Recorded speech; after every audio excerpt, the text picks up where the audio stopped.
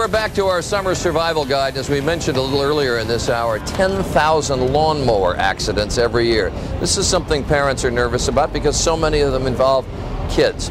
And so Elizabeth Leamy, our consumer correspondent, is here with some tips that people ought to think about when they get out the lawnmowers, the driving lawnmowers, all of this. And I know you were in touch with a young kid who was a victim of an accident. I sure was. The statistics are stunning. Lawnmower accidents can be absolutely catastrophic.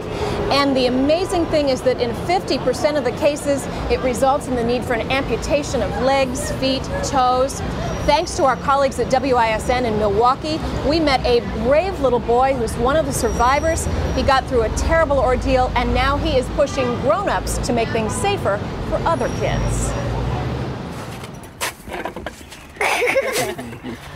When he was 4 years old, Henry Burmester got backed over by a ride-on lawnmower. The spinning blade hit his leg and foot.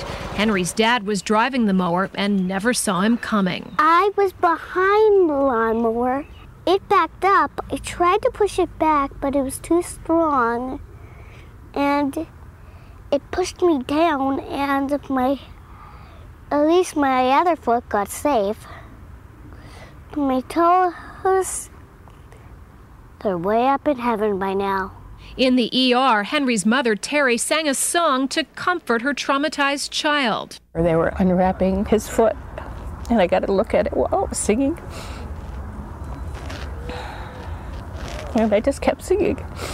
Half his foot was gone, and the worst was yet to come. Multiple surgeries, weeks of intensive therapy, but Henry was able to walk again. This is really bad. I had to wake up every night just to get a shot.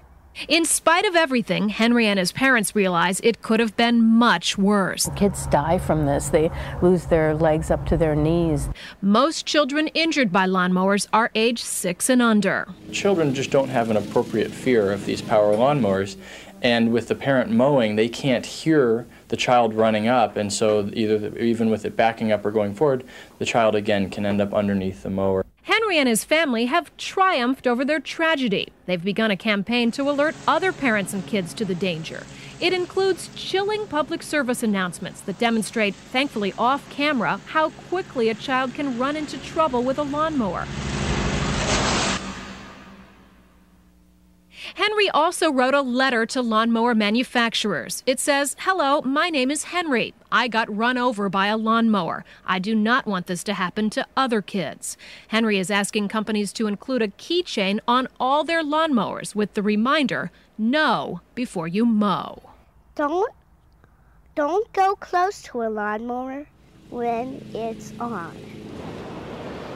In almost every case, these accidents involve a parent and child, and of course then the parent feels so guilty.